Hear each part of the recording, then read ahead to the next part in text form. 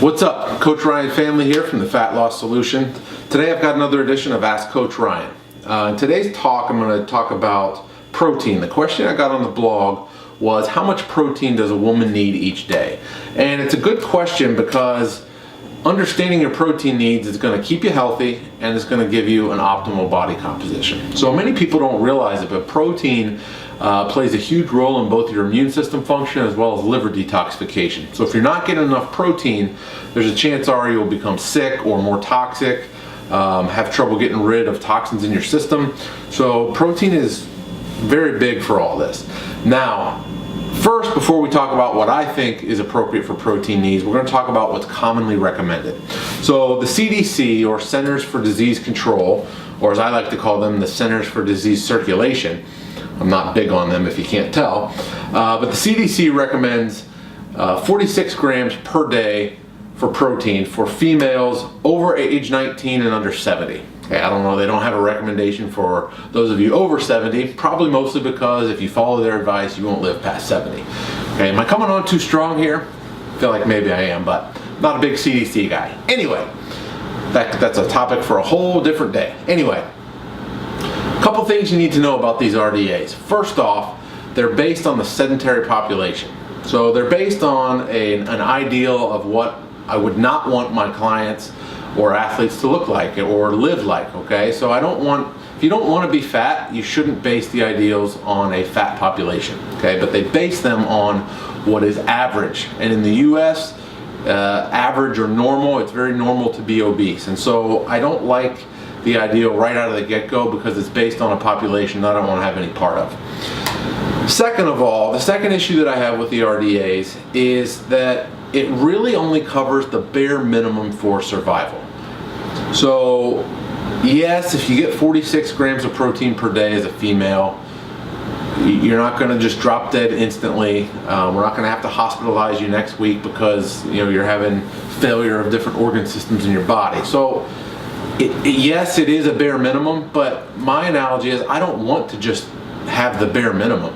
Okay, when you drive your car to the gas station, you just trickle in barely enough gas to get that needle to jump above E? No, of course not. You fill it up as much as possible. You need fuel. And I look at the body as the same way. I don't want just the bare minimum needed to survive. All right, I want enough to be a butt-kicking performance machine.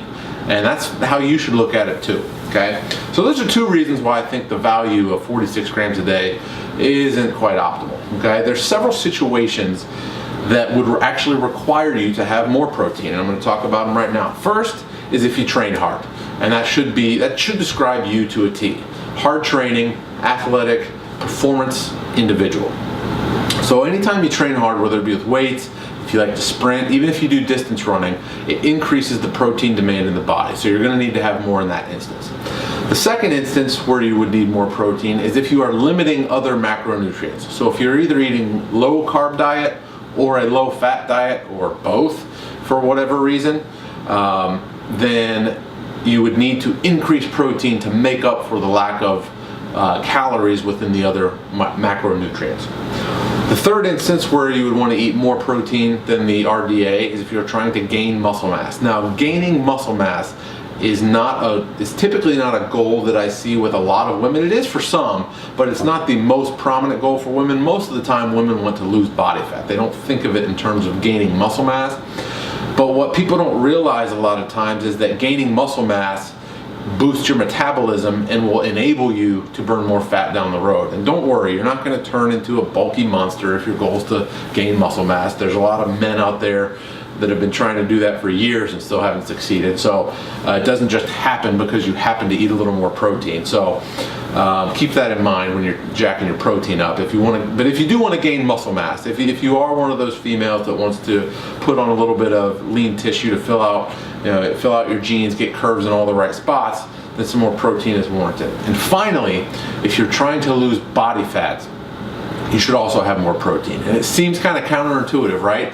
I said if you're trying to gain muscle mass, but also if you're trying to lose body fat. And the reason is because anytime you enter into a caloric deficit, so you take calories below what you expend, you risk losing muscle mass. Now, as I said before, muscle mass is one of the keys to your metabolism. So if your lean muscle mass goes down, your actual metabolic rate will go down, and this is a bad thing, okay? I see a lot of women all the time, when the scale drops down, they get all excited, yay, I've lost 5 pounds. Well, if it's 5 pounds of muscle, that's a huge problem, because you're gonna end up with a slow metabolism, potential thyroid issues. So you have people, I've seen it a lot of times before, these women will diet down for a bikini contest or a photo shoot and get calories super, super low, and they actually end up losing a little bit of muscle mass. And then after the show, they rebound up, they swell up like puffer fish, and then have a hard time losing weight the rest of their life and having a hard time maintaining a lean, healthy body. So whenever calories go low, you do need to take protein up a bit. So where's that leave us, okay? I told you right now that I don't like what the recommended dietary allowances are. I've told you some instances where you may need more protein, so what's my recommendation? Personally, for most females, and again, there's always exceptions to the rule. There's always going to be people that fall outside of this range. But I tend to recommend 0.7 to 1 gram of protein per pound of body weight for females. So if we take a 120-pound female, that's going to give her between 84 to 120 grams of protein per day, divided in as many meals as you eat per day. So if you hit, let's say, if 100 grams of protein is your goal and you eat 5 times a day, pretty simple, 20 grams of protein at each meal.